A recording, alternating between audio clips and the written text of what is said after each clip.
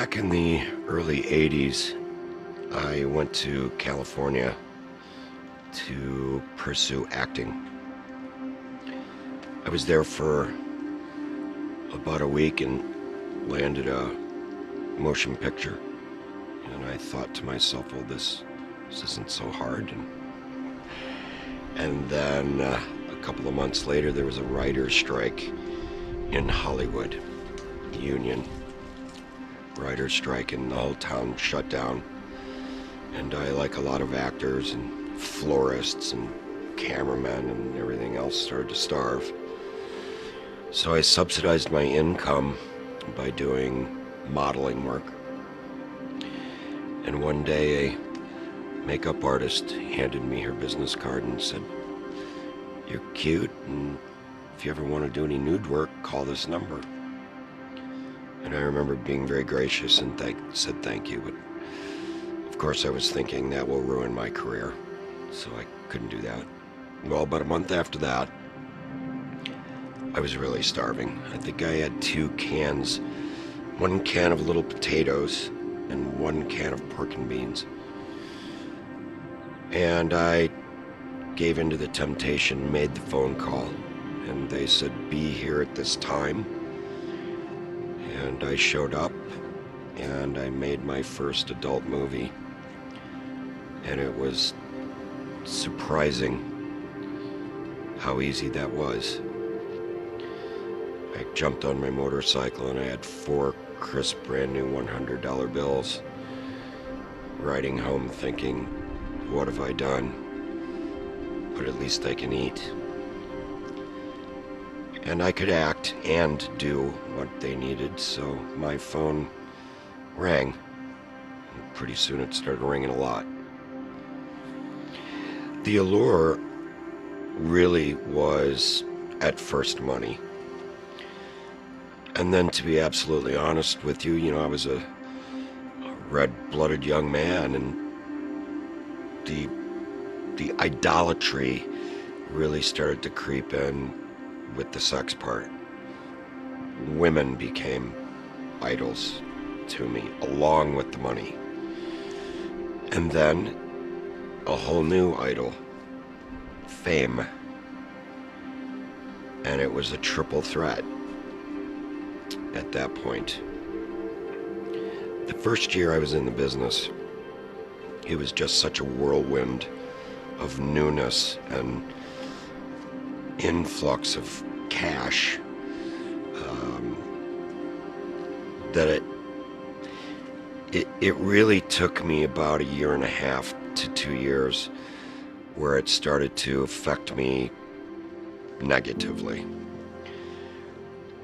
The struggles, of course, were always with me the entire time. Being a Christian, knowing I was backsliding, the pain started to really set in of what I was doing. The realization, what I was doing to my family when my mother found out, my grandmother, my brothers, my friends. Shame started to creep in. And I started needing to find a way to bury that pain. And I wasn't hitting my knees enough. So I started to turn to drugs and alcohol. And it started to ruin my relationships and certainly my family relationships as well. God rescued me, plucked me out of that very, very dark place. One day, we'll jump ahead 25 years because that's how long I was in the business. I got into my car after a big movie, and all day long there's people catering to you and anything you need, what can we get you? And so I kind of would play that game of movie star when I was on the set, giving them everything that they wanted. Well, this one particular day, when I got in my car, I I turned the key, started the vehicle, and drove about 1 block and pulled over and just absolutely broke down and wept. Because I knew I was hurting him so terribly and hurting myself, and I cried out to him in desperation at that point and said, "I've had enough, please.